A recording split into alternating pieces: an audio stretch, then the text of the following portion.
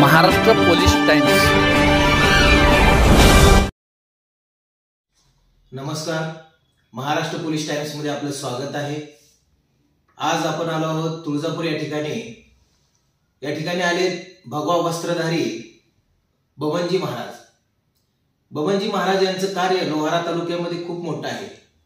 सर्वसामान्य वंचित या घटकांना रोजगार देण्यासाठी सदैव तत्पर असणारे बबनजी महाराज त्यांनी कधीही स्वतःचा स्वार्थ न पाहता ना नफा ना तोटा ह्या तत्वावर बऱ्याच युवकांना रोजगार मिळवून दिलेला आहे।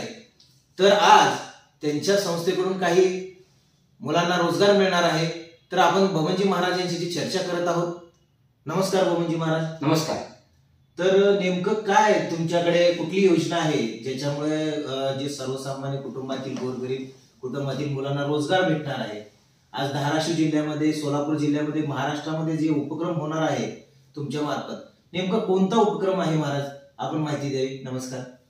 खरंच आज सांगायला आनंद वाटतोय की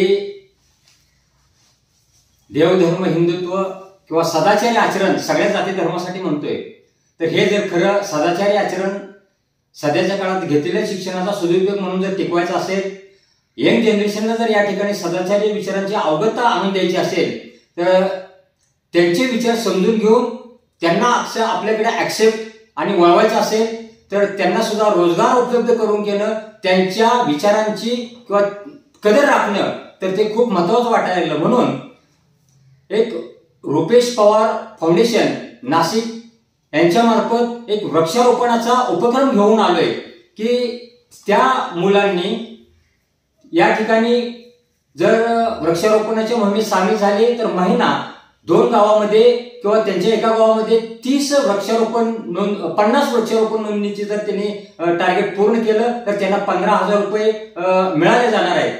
म्हणजे जे काहीच वर्किंग करत नाहीयेत त्यांना झालं जाणार। त्याचबरोबर हा लाईफ टाईम उपक्रम आहे, त्याच्यामुळे निश्चित राहावे आणि खात्रीशीर आहे।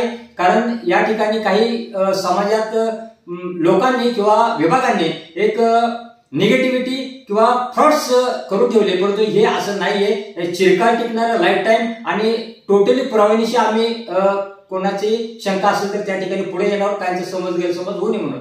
तर या ठिकाणी वृक्षारोपण उपक्रमामध्ये त्या कॅन्डिडेट्सनी असं त्या ठिकाणी करायचं आहे की 3 फूट उंचीपर्यंत झाड, एक मानव उपयोगी कडीपत्ता, लिंबू किंवा इतर फळझाड आहे, ते बांधावरती शेतात किंवा इतरत्र लावलेलं असेल किंवा लावायचं आणि त्या विद्यार्थ्याचं एक फोटो अँगल कॅमेऱ्याने फोटो घेऊन तो आमच्याकडे पाठवायचा। त्यानंतर प्रत्येक 6 महिन्याला 500 रुपयाच्या नोंदणी त्यांनी केल्यानंतर वयाच्या 18व्या वर्षापर्यंत त्यांना 500 रुपये मिळाले जाणार आहेत।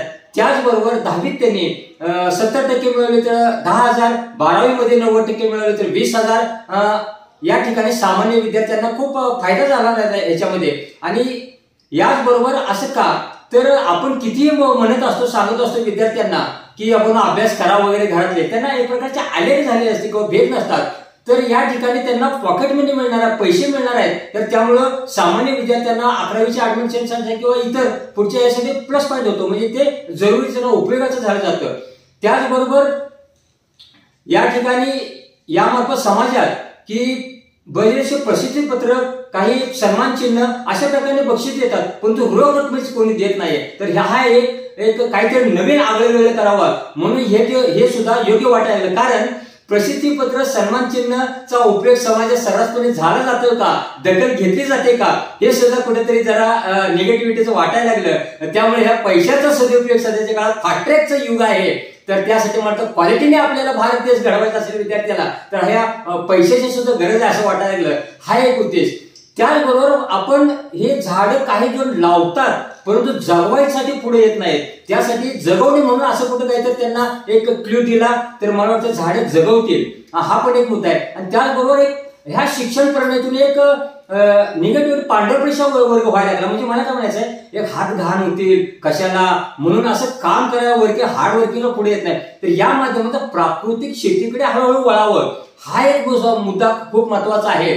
त्यामुळे अशा रीतीने वृक्षारोपणाच्या माध्यमातून असं काय केलं तर हळूहळू इकडे पण ओढ लागेल. नाहीतर शहराकडे जायचं, परत आपल्याला एक स्टँडर्डला जीवन हात घाण व्हायला नको. म्हणून हा एक खूप महत्वाचा वाटा आहे. कारण म्हणजे अन्न देवता म्हणतो किंवा अन्न हे आपल्याला प्राथमिकतेत किंवा अत्यावश्यक बाबीत मोडते. हळूहळू इकडे सुद्धा वळवण्याचा हा दृष्टिकोन. कारण अन्न पदार्थ इतर ह्याच्यात ते खूप महागाई वाढायला लागली. तर हे सुद्धा एक कार्बन डायऑक्साईड वगैरे या वृक्षारोपणाच्या माध्यमातून जे काय ऑक्सिजनचं प्रमाण वाढावं आणि जे काय पृथ्वीची जी हानी होते वृक्षतोडच्या महत्व हा ऱ्हास थांबावा. म्हणजे हा पण एक उद्देश. क्लायमेट चेंज, बरोबर क्लायमेट चेंज वगैरे हे व्हावं हा पण एक उद्देश.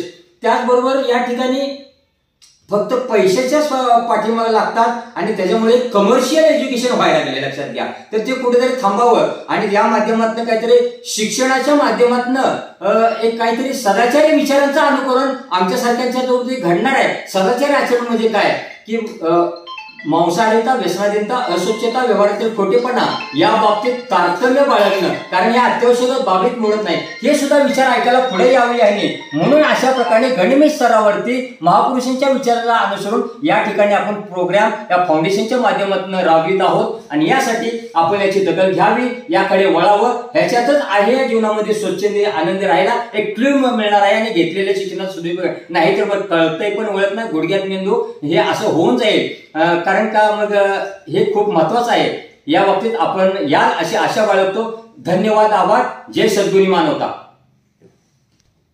नमस्कार.